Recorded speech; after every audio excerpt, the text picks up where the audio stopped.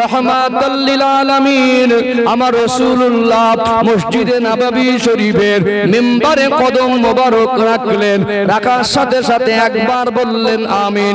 দ্বিতীয় মিম্বারে ধাপে কদম মোবারক রাখলেন, আবার বললেন আমিন। তৃতীয়বার কদম মোবারক রাখলেন, আবার বললেন আমিন।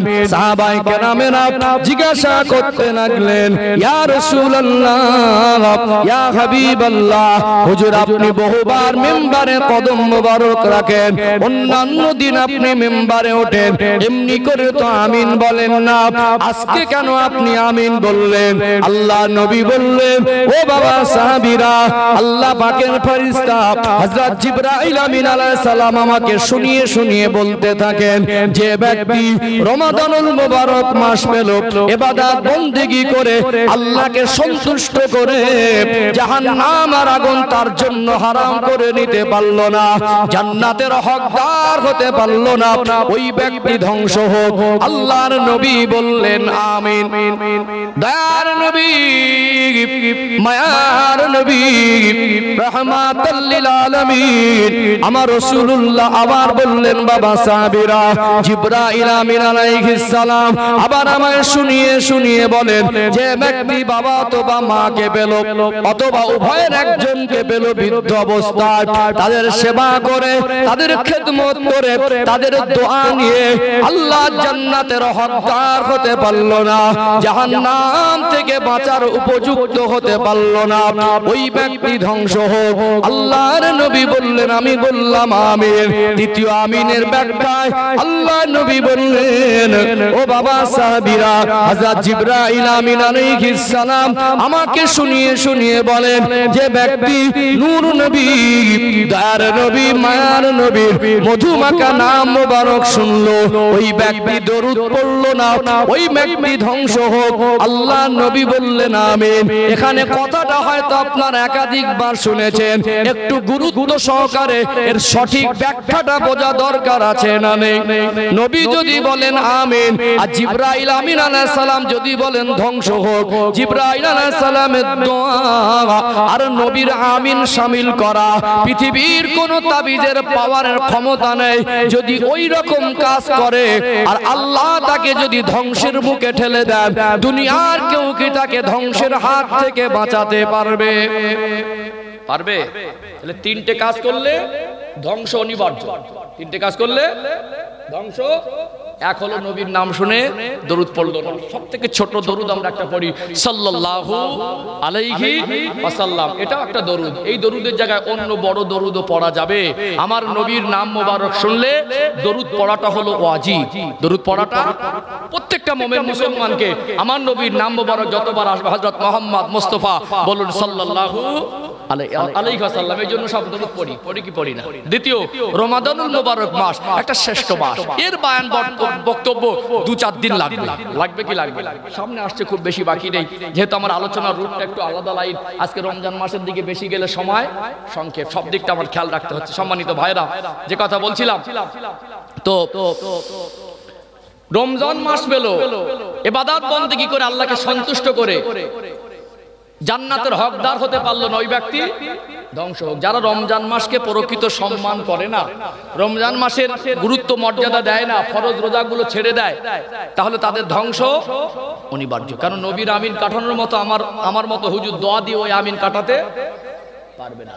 সম্মানিত ভাইরা, বাবা মাকে পেল অথবা উভয়ের একজনকে পেল, তাদের সেবা খেদমত করে আল্লাহ জান্নাতের হকদার হতে পারলো না, ওই ব্যক্তি ধ্বংস হোক। এখানে বাবা মা এমন একটা ভাইটাল জিনিস, এক সেবা খেদমত করলে তাদের সেবা খেদমতের ফলে জান্নাত হাসিল করা যায়, আর তাদের কষ্ট দিলে কোথায় যাওয়া যায়? জাহান্নামে যাওয়া যায়। তাহলে অনিবার্য নবীর আমিন ওখানে প্রয়োগ হবে। নবীর আমিন, আমাদের রাসূলের আমিন ওখানে প্রয়োগ হবে। এইটুকু যেন আমরা খেয়াল রাখি।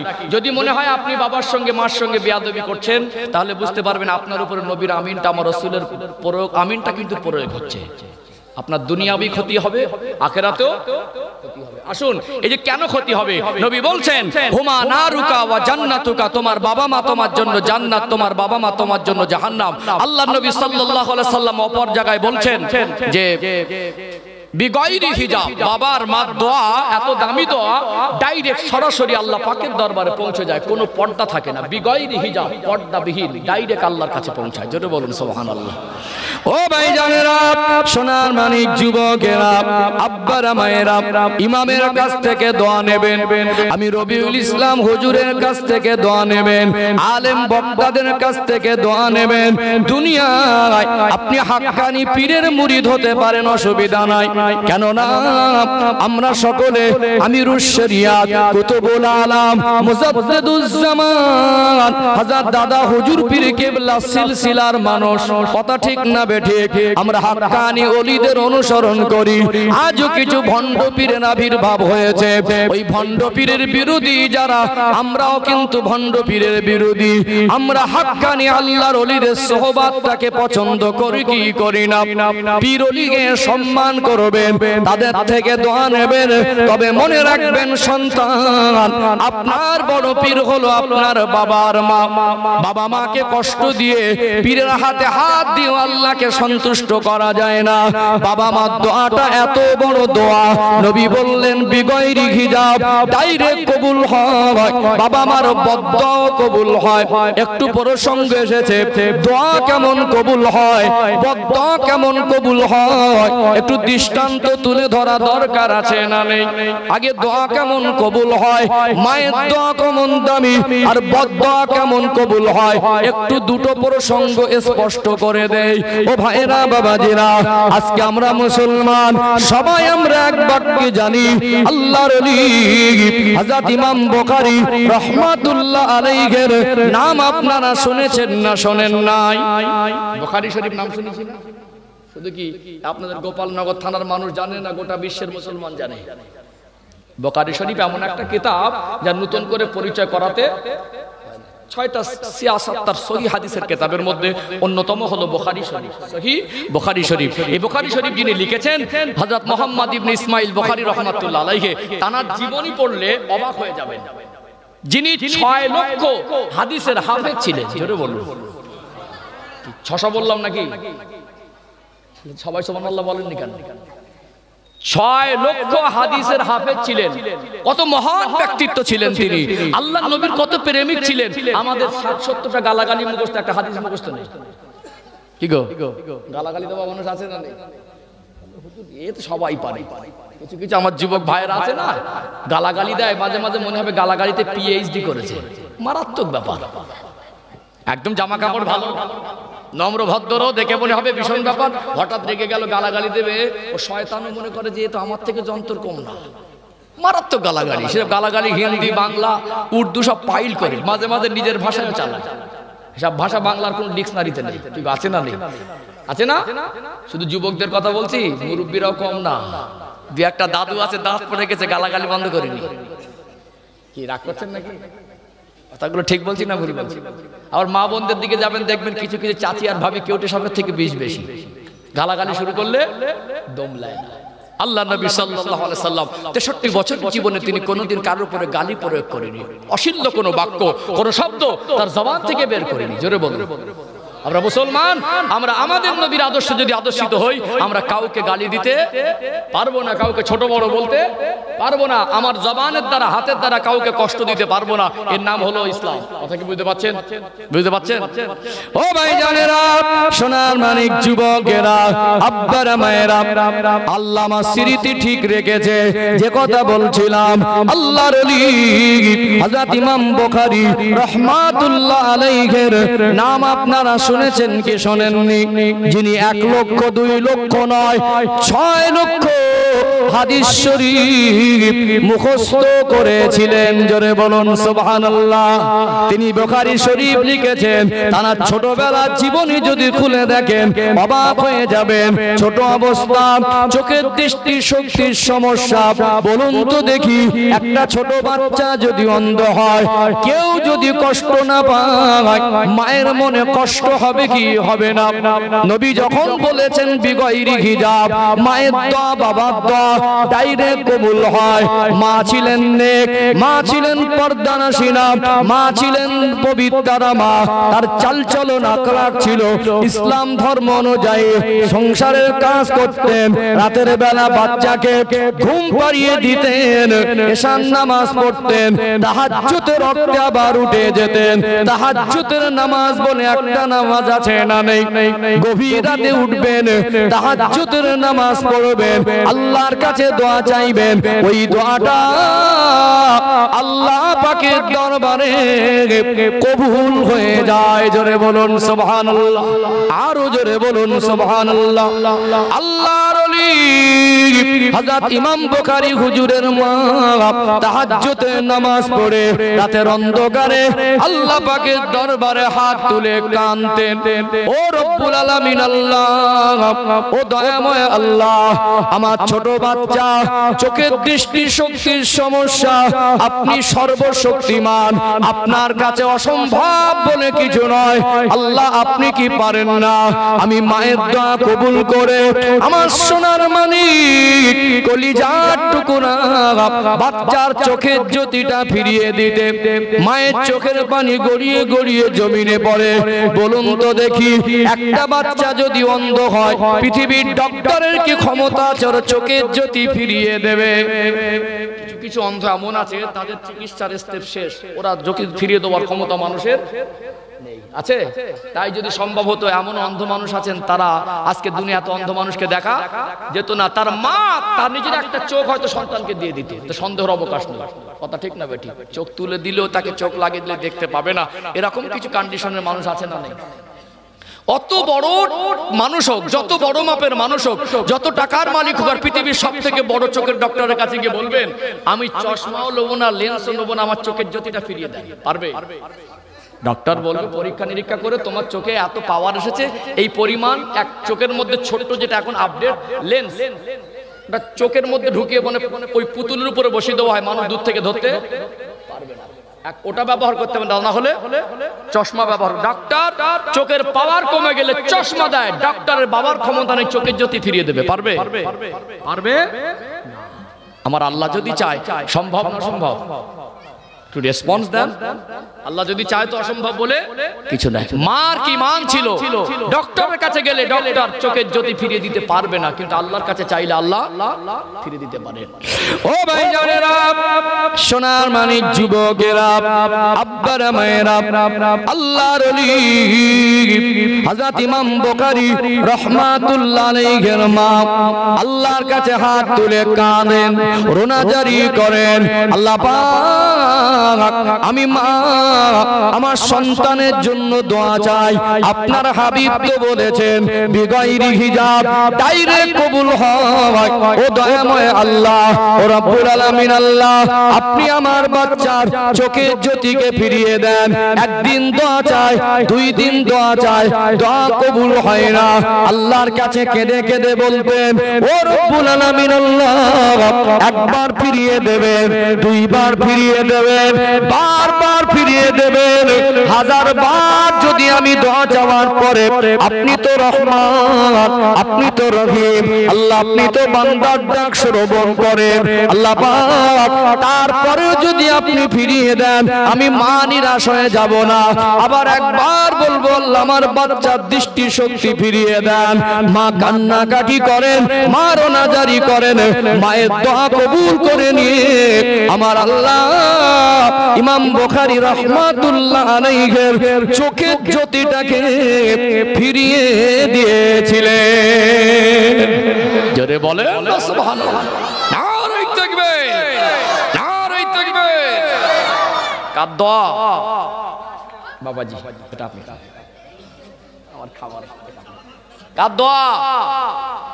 রেসপন্স দেন, বুঝতে পারছেন আপনি? কার দোয়া?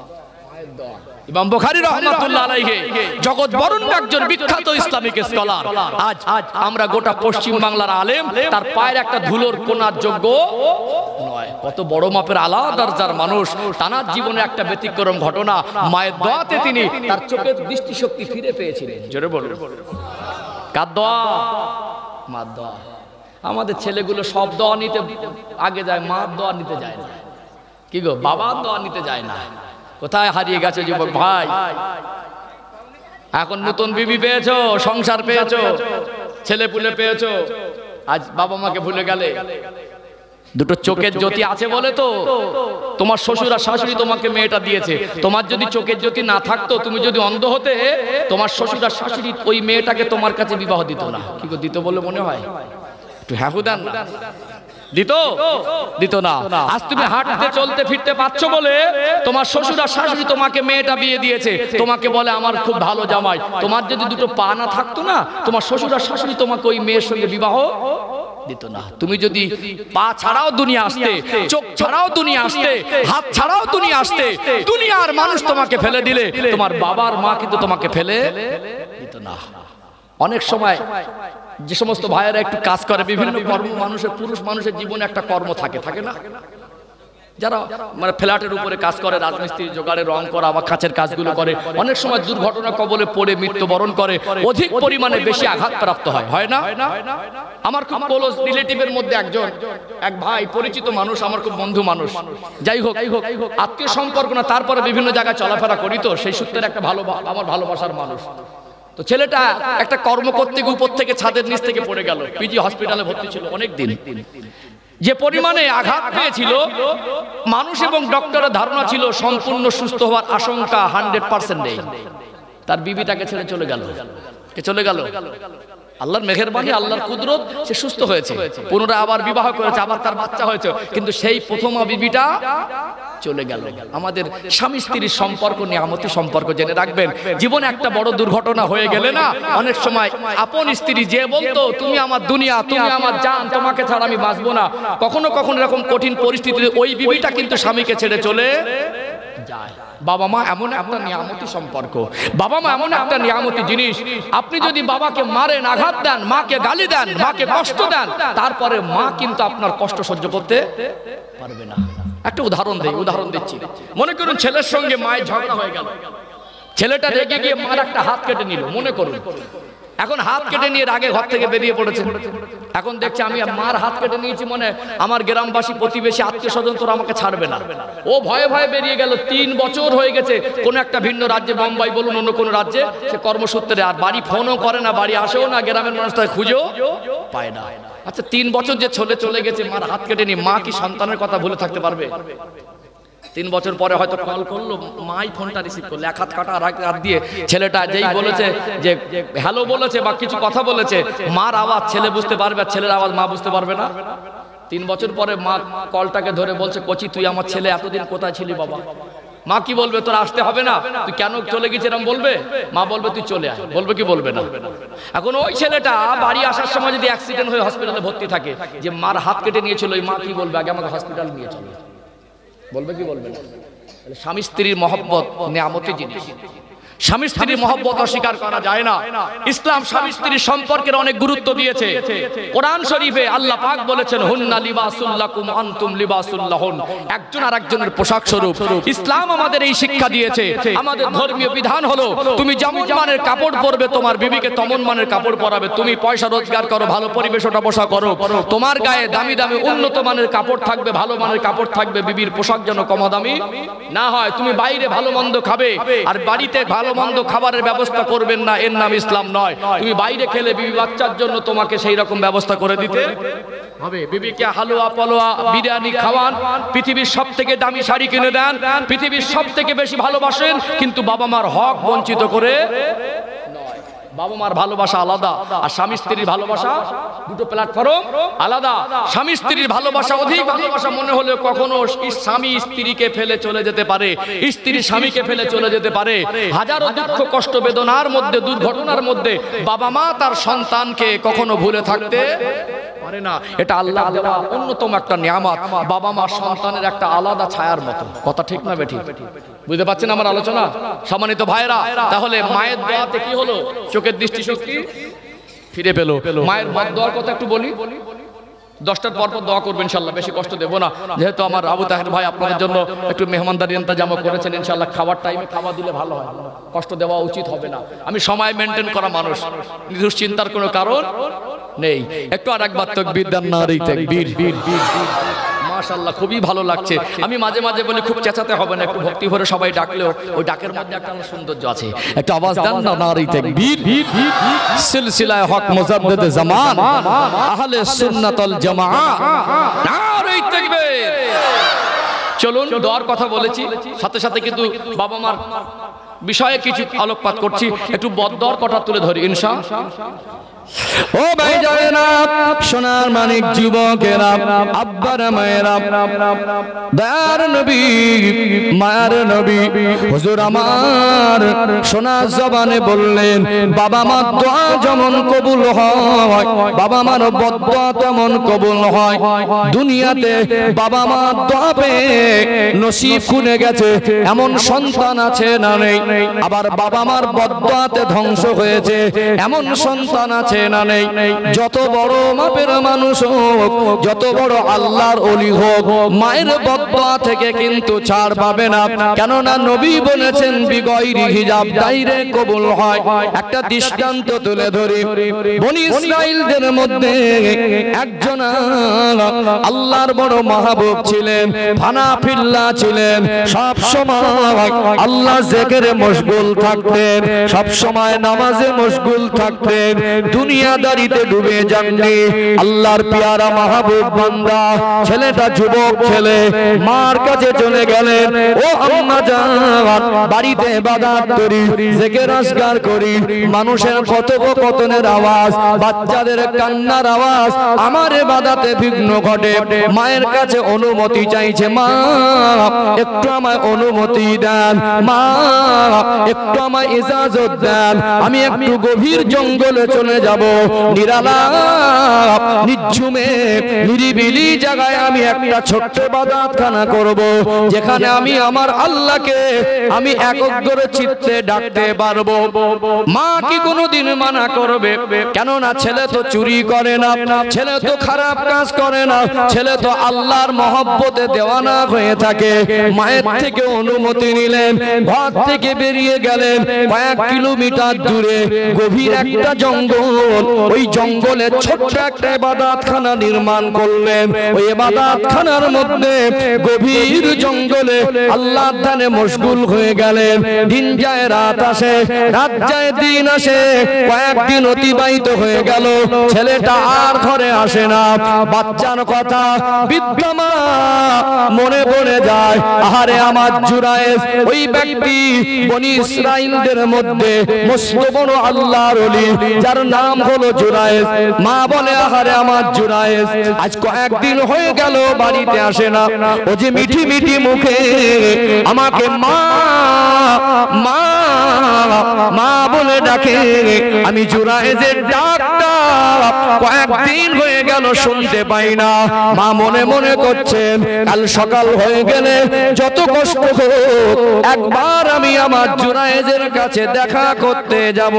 বৃদ্ধা মানুষ, মায়ের জান, সকাল হয়ে গেল, আল্লাহর ওলি হযরত জুরায়েজ রাহমাতুল্লাহ আলাইহির মা ঘর থেকে বেরিয়ে, বৃদ্ধা মানুষ লাঠি ধরে অনেক কষ্ট করে সন্ধান লাগিয়ে খোঁজ করে তানারি কলিজার টুকরা সন্তান, যিনি মস্ত বড় আল্লাহর ওলি হযরত জুরায়েজ রাহমাতুল্লাহ আলাইহির ঘরের সামনে গিয়ে পৌঁছে গেলেন। ভিতর থেকে দরওয়াজাটা বন্ধ করা, দরজার বাইরে দাঁড়িয়ে দাঁড়িয়ে বৃদ্ধা মা ছেলের নাম ধরে ধরে ডাকে, ও বাবা জুরায়েজ, আমি তোর মা এসেছি বাবা, কয়েকদিন হয়ে গেল আমার কথা কি তোর মনে পড়ে না? কয়েকদিন হয়ে গেল তুই কেন বাড়ি ফিরলি না? আমি তোর মা, তোর মুখের মধুমাখা মা বলা ডাকটা আর শুনতে পাই না, থাকতে পারি না বাবা, তোর মায় ছুটে চলে এসেছি, একটু তোর সঙ্গে দুটো কথা বলবো, একটু দরওয়াজাটা খুলে দে। কিতাবের বর্ণনা এসেছে আল্লাহর ওলি জুরায়েজ রাহমাতুল্লাহ আলাইহি ওই সময় তিনি নামাজের মধ্যে মশগুল। মা ডাকছেন বাইরে থেকে, দরজা বন্ধ করা, ছেলে কোথায়? নামাজে মশগুল। আল্লাহর ওলি মানুষ, তাদের নামাজে কি আর ব্যতিব্যস্ততা থাকে? থাকে না। আল্লাহ ধ্যানে পাগল। মার খাওয়াজ কানে এসেছে, মনে মনে করছেন আমি তো নামাজ পড়ছি, মা এতটা কষ্ট করে, বৃদ্ধা মানুষ এসেছে, নিশ্চয়ই মা বসবেন, একটু বসুক, আরাম করুক, আমি সালাম ফিরিয়ে দরজা খুলে মার সঙ্গে কথা বলবো। দেখবেন কিছু কিছু মানুষের বার্ধক্যজনিত কারণে না ধৈর্য সবরটা একটু কমে যায়। কি হয়? কমে যায় না? মেজাজটা একটু বাচ্চা মানুষের মতো হয়ে যায়। কিছু যুবক ছেলে, বাবা একটু আগের মতো মেজাজ নেই, একটু রেগে যায় অল্প কথায়, মা একটু রেগে যায় তো রিয়াকশন করে। কেন? তুমি ছেলে, হাজারবার তোমার আব্বা বকবে, তোমার মা বকবে, তুমি যদি সহ্য না করো কে করবে? বাবা মার বকাটাও এটাও দোয়া।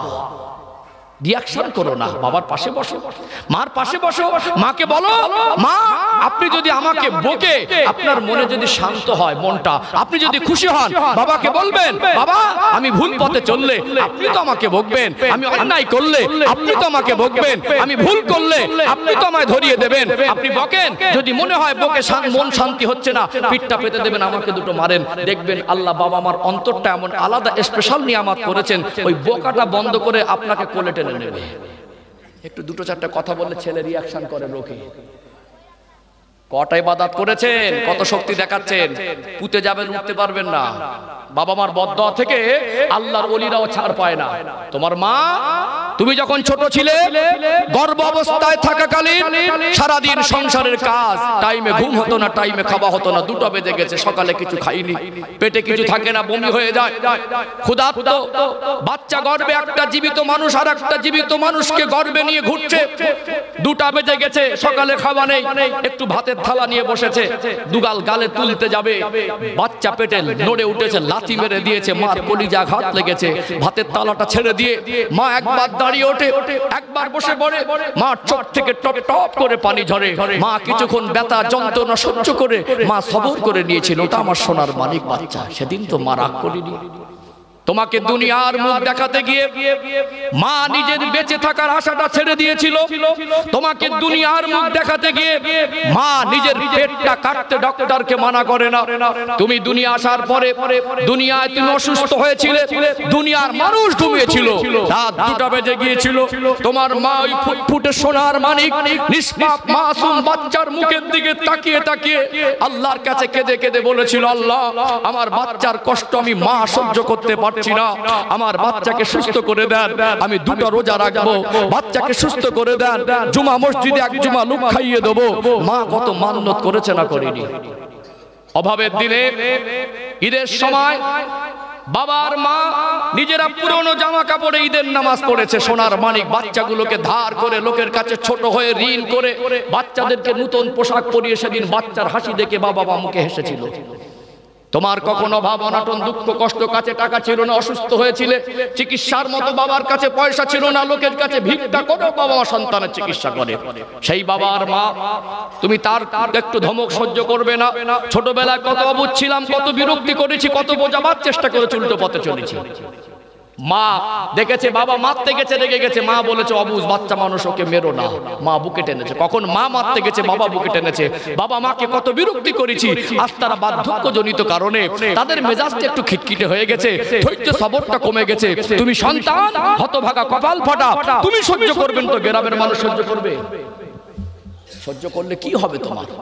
বাবা মার দোয়া লেগে যাবে, বকুক না, আমি যদি অন্যায় না করি, আমি যদি বাবা মার প্রতি বেইনসাফি না করি, আবার বাবা মা ভুল করে বকলে ওটা আল্লাহর কাছে কবুল হবে না। বকুক না আমাকে, আমি বদদোয়ার মতো কাজ করিনি, বাবার আগের মতো স্মৃতি নেই, মা হয়তো আমার উপরে ভুল বুঝেছে, বাবা হয়তো আমার উপরে ভুল বুঝেছে, বদদোয়া করুক, ক্ষণিকের জন্য বদদোয়া করবে, আবার বাবা মা আল্লাহর কাছে বলবে আমি ভুল করেছি, বলবে কি বলবে না? আর আপনি যদি বদদোয়ার মতো কাজ করেন, বাবা মাকে কষ্ট দেন, মুখ ফুটে বদদোয়া যদি নাও করে, আপনার দুনিয়াতে ভোগান্তি আছে, আখিরাতে ভোগান্তি আছে। কথা কি ঠিক বলছি না ভুল বলছি? কি গো? তো জুরাইজ রাহমাতুল্লাহর কথা বলছিলাম, মা তো সবর আগের মতো আর নেই। ছেলে নামাজে মশগুল, মনে মনে করলেন আমি বেরিয়ে মার সঙ্গে কথা বলবো, নামাজটা শেষ করি। মা বসে বসে মনের মধ্যে কি করছে, ক্ষোভ তৈরি হচ্ছে, আমি তোর মা এত কষ্ট করে বৃদ্ধা মানুষ হেঁটে আসলাম, আর আমি এসেছি তো 2 মিনিট সময় হয় না মার সঙ্গে কথা বলার। মার চিন্তা থেকে মা ঠিক আছে, ছেলে চিন্তা থেকে আমি তোর মা যদি এতটা রাস্তা আসতে পারি, তুই একটু আমার জন্য দরজা খুলতে পারিস না? তুই ইবাদত কর না 24 ঘন্টা, আমি যখন এসেছি তখন তো একটু দুটো কথা বলবি। মার বেরে মার আগের মতো স্মৃতি নেই। মা একটুতে রেগে গিয়ে মা বলল, যখন যা আমি এতটা কষ্ট করে এসেছি, যখন দরজা খুলতে দেরি করছিস, মা রাগ করে চলে গেছে। ছেলে নামাজ থেকে ফারেক হয়ে দরজা খুললেন, মস্ত বড় আল্লাহর ওলি জুরাইজ রাহমাতুল্লাহ আলাইহি, খুলে ঘর থেকে বেরিয়ে চতুর্দিকে ঘুরে ফিরে দেখলেন আশপাশে মা নেই। কিতাব এসেছে এত বড় আল্লাহর পাগল ছিল, আবার ইবাদতখানা ঢুকে গেলেন, গিয়ে আবার আল্লাহর ধ্যানে মশগুল। মা বাড়িতে এসে রাতের বেলা ভাবছে যে আমি ছেলের উপর রাগ করেছি, আমি যদি আরেকটু বসতাম, ও তো চুরি ডাকাতি করেন, তো ইবাদত করে, ঘরেও তো এরকম আল্লাহর পাগল ছিল, আমি যদি আরেকটু মনে হয় বসতাম, আমার ছেলেটার সঙ্গে দেখা হয়ে যেত। মা যান, মা বলছে কাল সকালবেলা আরেকবার যাবো। বলুন না সুবহানাল্লাহ। কার যান? কাল সকালবেলা আরেকবার যাবো।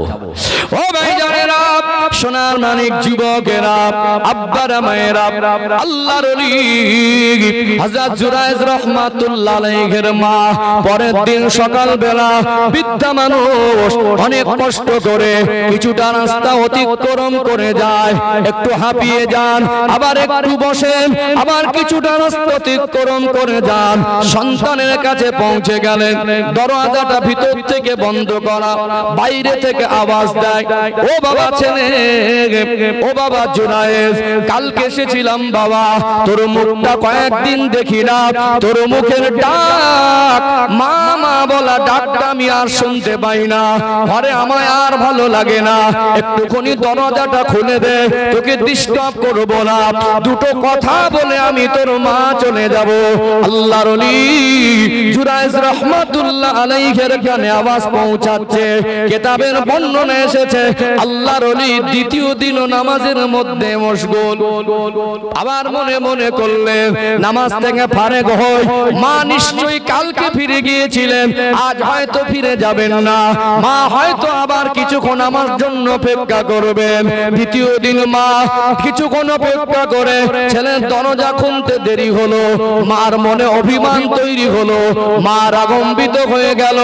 আবার মা দ্বিতীয় দিন রাগ করে বাড়িতে ফিরে চলে এসেছে, ছেলে দরজা খুলে আবার মাকে খুঁজে পেলেন না, মার মনে বড় অভিমান, মা মনে মনে করছেন আমি দুটো দিন গেলাম, আমার ছেলে যখন দরজা খুললো না, মা বলছে আমি আর আমার ছেলের কাছে আসবো না। রাগ হবে কি হবে না?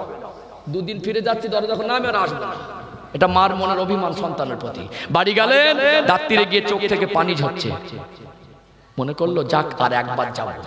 জোরে বলেন না, কাজ যা বলছে আর একবার যাবো। আসার সময় বলছিল আমি আর যাবো না, বাড়ি এসে মার চোখে ঘুম আসে না, ঘুম ভাঙে, আর জুরাইজের কথা মনে পড়ে, ও তো আমার ছেলে, আমি মা রাগ করেছি, ও তো আমাকে গালি দেয়নি, আমার সঙ্গে খারাপ আচরণ করিনি, আমি আর একবার যাবো। ও ভাই জানেরা, সোনার মানিক যুবকেরা, আব্বারা মায়েরা, কিতাবের বর্ণনা এসেছে তৃতীয় দিন সকালবেলা মা আবার সন্তানের দরজার কাছে হাজির হয়ে গেলেন। ও বাবা ছেলে, ও বাবা জুরাইজ, একটু দরজাটা খুলে দে বাবা, তোর মায়ের কথা কি তুই একেবারে ভুলে গেলি? ছেলেটা তৃতীয় দিনও নামাজে মশগুল, মা মনে মনে করছেন আমি তোর মা, তাহলে তোর কাছে কি আমার কোনো মূল্য নেই? মা বলছেন যখন আমি তোর মা, আমার জন্য তোর দুটো মিনিট সময় হয় না, আজ 3টে দিন ফিরে যাচ্ছি, আমি তো আর আসবো না। কিতাবে এসেছে মা কষ্ট পেয়ে মনের কষ্টে একটা বদদোয়া করে ফেলেছিলেন। মা বলেছিলেন ও কত বড় আল্লাহর ওলি হোক, একটা ব্যভিচারী, একটা পতিতা দেহ ব্যবসায়ী নোংরা মহিলার মুখ না দেখা পর্যন্ত আল্লাহ যেন আমার জুরাইজের মউত না দেয়, একটা বদদোয়া করে ফেলেছিলেন।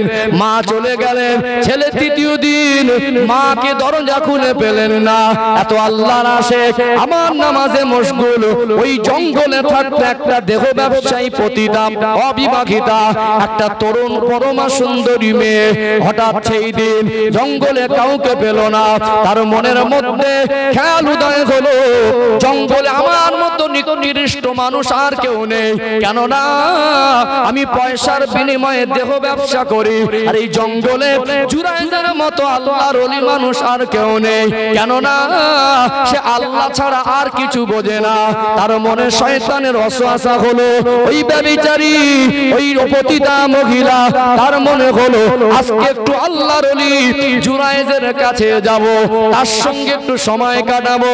দরজা বন্ধ করা, ওই দেহ ব্যবসায়ী পতিতা আল্লাহর ওলি জুরায়েজ রাহমাতুল্লাহ আলাইহির কাছে এসে বললেন, এ জুরায়েজ, আমার চেহারার সৌন্দর্য দেখে এলাকার যুবকেরা পাগল, পয়সার বিনিময়ে আমি ডেট দিয়ে উঠতে পারি না, আজকে তেমন কাউকে জঙ্গলে পাই না, এই জঙ্গলে আমি আর তুমি ছাড়া কেউ নেই, একটু কি আমার সঙ্গে সময় দেবে? বলুন তো, যারা আল্লাহর মাহবুব হয়, আল্লাহ ওয়ালা হয়, তারা কাকে বেশি ভয় করে? আল্লাহকে বেশি ভয় করে। আল্লাহর ওলি রেগে গেলেন, এ নিকৃষ্ট মহিলা, আমি আমার মায়ের সঙ্গে 3 দিন হয়ে গেল, আমার মা ঘুরে যাচ্ছে, দরজা খুলে দেখা হয় না, আর তুই আমাকে জেনার প্রস্তাব দিচ্ছিস? তুই বেরিয়ে যা, তুই কি ভালো মানুষের সম্মান করতে জানিস না? আল্লাহর ওলি জুরায়েজ রাহমাতুল্লাহ আলাইহি তম্বি করলেন, তাড়িয়ে দিলেন, দেখাও হলো না, মুখটাও দেখলো না, চলে গেল। জঙ্গলে এক রাখালের সঙ্গে শারীরিক সম্পর্কে লিপ্ত হলো, ফলে গর্ভবতী হয়ে গেল। বনি ইসরাইলদের সময়, আজ থেকে কয়েক বছর আগের ঘটনা, তখন কোন দুনিয়ায় বাচ্চা নষ্ট করার সিস্টেম, পদ্ধতি, মেডিসিন কোন আবিষ্কার হয় নাই। ওই যুবতী মেয়ে অবিবাহিতা গর্ভবতী হয়ে চিন্তার মধ্যে পড়ে গেল, মনে মনে করলো, আমি যদি এখন লোকালয়ে আমার গ্রাম এলাকায় ফিরে যাই, ওদের কাছে কৈফিয়ত দিতে পারবো না, যেহেতু আমি যে অবিবাহিত এটা আমার এলাকার মানুষ জানে, আর আমার স্বামী বলে তো কেউ নাই, গর্ভে বাচ্চা মানে মনে আকার মানুষের কাছে জবাব দিতে পারবো না। মনে মনে করলো, বাচ্চা ভূমিষ্ঠর পরে আমি দেখবো কি করা যায়। বাচ্চা ভূমিষ্ঠ হলো, বাচ্চাটাকে কোথাও ছেড়ে দিয়ে মা যেতে পারে না, ফেলে দিতে পারবে? ও মনে মনে করলো, আমি যদি ফিরে যাই তো মানুষ জিজ্ঞেস করলে কি বলবো? মনে আবার শয়তানি ওয়াসওয়াসা, মানুষকে জিজ্ঞাসা করে বলবো যে বাচ্চার আব্বাকে বলে দেবো বাচ্চার আব্বা জুরায়েজ, বলে দেবো বাচ্চার আব্বা জুরায়েজ। যখন বাচ্চা নিয়ে তার কওমের কাছে, এলাকার মানুষের কাছে ফিরেছে, ওই যুবতী মহিলাকে জিজ্ঞাসা করছে, তুমি তো অবিবাহিতা, তোমার কোলে বাচ্চা কার? বললো আমার বাচ্চা। তোমার বাচ্চা বলে এর বাবাকে? বললো তোমরা যাকে আল্লাহর ওলি মনে করো, জঙ্গলে যে ইবাদতখানার মধ্যে সব সময় আল্লাহর ধ্যানে মশগুল থাকে, এই জুরায়েজ হলো এই বাচ্চার আব্বা। এরকম একটা বাচ্চারা যদি সমাজের কাছে আসে, মানুষ মন্তব্য করতে ছাড়বে? একদল মানুষ মন্তব্য করছে না জেনে, জুরায়েজ যে ঘর ছেড়ে জঙ্গলে গেছে, উদ্দেশ্য বুঝতে পারছিস? এর থেকে শিক্ষা আছে, কারুর বিষয় শতভাগ না জেনে আন্দাজে মন্তব্য করা উচিত উচিত। কেউ বলছে ধরে আন, কেউ বলছে ডেকে আন, কেউ বিশিষ্ট মানুষ, যারা জ্ঞানী মানুষ, যারা বিচারক মানুষ, তারা বলছে একটা সুষ্ঠু মীমাংসার দরকার। সমাজে যারা জ্ঞানীগুণী মানুষ কি চায়? সমস্যার সমাধান। সত্যি যদি আব্বা হয়, বাচ্চাটাকে মেনে নিক, স্ত্রী হিসেবে মেনে নিক, সংসার করুক। কেউ বলছে না, ওকে না আনা পর্যন্ত, 2 মুখ এক জায়গায় না করা পর্যন্ত কোনো একটা সিদ্ধান্ত আসা যাবে না। বাধ্য হয়ে জুরায়েজ রহমাতুল্লাহকে আনলেন, লোকালয়ে আনলেন, এনে বললেন, দেখো জুরায়েজ, এই মহিলার দাবি হলো ওই বাচ্চার আব্বা তুমি কি বলছো? এত বড় আল্লাহর ওলির নামে এরকম একটা বড় অপবাদ, কষ্ট কম হবে না বেশি হবে? কষ্ট বেশি হবে। তিনি বললেন, দেখুন, আমি ছোট থেকে আপনাদের কাছে বড় হয়েছি, আমার চালচলন, আদর্শ, আমার চিন্তাধারা সবই আপনারা জানেন। বিশ্বাস করুন, এই মহিলা আমাকে ফাঁসানোর চেষ্টা করছে। কোনোভাবে এই মহিলার সঙ্গে আমার কোনো শারীরিক সম্পর্ক হয়নি, আমার কোনো সম্পর্ক নেই। এই বাচ্চার আব্বা আমি নয়, এই মহিলা মিথ্যাবাদী, মিথ্যা কথা বলছে। তখন কিছু মানুষ বলছে, জুরায়েজ, আরো তো এলাকায় বহু মানুষ আছে, অন্য কারোর তো নাম বলতে পারতো, তোমার নামটা কেন বললো? প্রশ্ন আছে না নেই? বিচারক বিচারকের মতো প্রশ্ন করে। এই মহিলাটা আরো অন্য কারোর নাম বলতে পারতো, এত মানুষের মধ্যে তোমার নামটা কেন বললো? ও জঙ্গলে থাকে আর তুমিও জঙ্গলে থাকো, তাহলে কি করে আমরা অবিশ্বাস করব? এর কথাটা কোন ভিত্তিতে উড়িয়ে দেবো? তখন জুরায়েজ রহমাতুল্লাহ আলাইহি, আল্লাহর ওলি মানুষরা কি মিথ্যা কথা বলেন? তিনি বললেন, দেখুন, আমার যতটুকু ধারণা, এই মহিলা একদিন আমার ঘরের দরজায় এসেছিল, আসার পরে আমাকে জেনার প্রস্তাবও দিয়েছিল, আমি কিন্তু দরজাও খুলিনি, এর সঙ্গে শারীরিক সম্পর্কে লিপ্ত হইনি। তবে আমার যতটুকু ধারণের চরিত্র ভালো না, অন্য কেউ বাচ্চার আব্বা হবে, অন্য কারোর সঙ্গে শারীরিক সম্পর্কে লিপ্ত হয়েছে, আমাকে ফাঁসানোর চেষ্টা করছে। জুরায়েজ রহমাতুল্লাহ যখন বললেন যে আমার দরজা এসেছিল, একবার জেনার প্রস্তাব দিয়েছিল, তখন একদল মানুষ বলতে লাগলো, তাহলে তোমার দরজা পর্যন্ত গিয়েছিল, তুমি শিকার হলে, আর বাচ্চার আব্বা শিকার হতে অসুবিধা কোথায়? সত্য কথা বলে বিপদ বাড়লো না কমলো? হ্যাঁ, সত্য কথা বলে বিপদ বেড়ে গেল না? আল্লাহর ওলি মানুষ স্বচ্ছ মনে বলেছেন, কেউ যদি সাক্ষী না থাকে, স্বচ্ছতার সাক্ষী হিসেবে একজন কে আছেন? সবাই মিলে বলেন কে? আল্লাহ। আল্লাহ ওয়ালারা যদি বিপদে পড়ে, আল্লাহ ওয়ালাদের হেফাজত করনেওয়ালা কে? ওয়ালা তাহিনু ওয়ালা তাহজানু ওয়া আনতুমুল আলাউনা ইন কুনতুম মুমিনিন। প্রকৃত মুমিন হয়ে গেলে আল্লাহ পাক তার হেফাজতের দায়িত্ব নেন কিনা? তাহলে এত বড় আল্লাহর ওলি বেইজ্জতির একটা পজিশনে, কিন্তু এখনো ফয়সালা হয় নাই। এলাকার মানুষ বলছে, দেখো জুরায়েজ, আমরা কি করে মহিলার কথাটা উড়িয়ে দেই? তুমি তো বললে এক্ষুনি যে আমার দরজা পর্যন্ত গিয়েছিল, তাহলে আমাদের সন্দেহ তো এমনি বেড়ে যাবে। জুরায়েজ রহমাতুল্লাহ বললেন, দেখুন আমার দুনিয়ার কোনো মানুষ সাক্ষী নেই, আপনারা আমাকে যেভাবে হিসাবে ফেলছেন, আমাকে দোষারোপ করছেন, একটু আমাকে সময় দেন। সাক্ষী একজন আমার আছে, আমি অপরাধী না নিরপরাধ, আমার সাক্ষী দুনিয়ার মানুষকে আমি পেশ করতে পারবো না। একজন যিনি আছেন তিনি আমার রব, আমি যার মহব্বতে পাগল দেওয়ানা হয়ে থাকি। জোরে বলুন। ও ভাই জানেন, সোনার মানিক যুবকেরা, আব্বার মায়েরা, আল্লাহর ওলি হযরত জুরায়েজ রাহমাতুল্লাহ আলাইহি সত্য কথা বলে একটু বিপদ বেড়ে গেল, মুসিবতে পড়ে গেলেন। বললেন, ও আমার কওমের মানুষেরা, আমার দুনিয়ার কোনো মানুষ সাক্ষী নাই, আমার সাক্ষী একজন আছেন, আমার আল্লাহ। একটু আমায় সময় দেন। ওযু করে নিলেন, নামাজে দাঁড়িয়ে গেলেন। 2 রাকাত নামাজ পড়ে আল্লাহ পাকের দরবারে হাত দুখানা তুলে চোখের পানি ছেড়ে দিয়ে কাঁদতে লাগলেন। ও দয়াময় আল্লাহ, আপনি আমাকে বেইজ্জতি করবেন না, এত বড় পাপের দায় আমি নিতে পারবো না। আল্লাহ আপনি জানেন এই পাপ আমি করিনি, এই বাচ্চার আব্বা আমি নয়। আল্লাহ ওরা আমাকে দোষারোপ করে, আপনি ছাড়া আমার সাহায্যকারী আর কেউ নেই। আল্লাহর কাছে কাঁদতে লাগলেন। আল্লাহ পাক, এই বাচ্চার বয়স হলো কয়েকদিন, এত ছোট বাচ্চা জবান খুলে কথা বলতে পারে না। আপনি যদি আমার দোয়া কবুল করে এই ছোট বাচ্চা জবান খুলে দিতেন, কথা বলার শক্তি দিতেন, ওই বাচ্চা যদি জবান খুলে বলে দিত ওর আব্বা আসলে কে, হয়তো এলাকাবাসী বিশ্বাস করে নিত। আল্লাহর ওলি জুরায়েজ রাহমাতুল্লাহ আলাইহির দোয়াটা আল্লাহ দয়াময় কবুল করে নিয়েছিলেন। আরো জোরে বলুন, আল্লাহর ওলি জুরায়েজ রাহমাতুল্লাহ আলাইহির দোয়া কবুল করে নিলেন। ওই ছোট বাচ্চার জবান খুলে গেল, ছোট বাচ্চা জবান খুলে বলছেন, জুরায়েজ আল্লাহর ওলি ওনার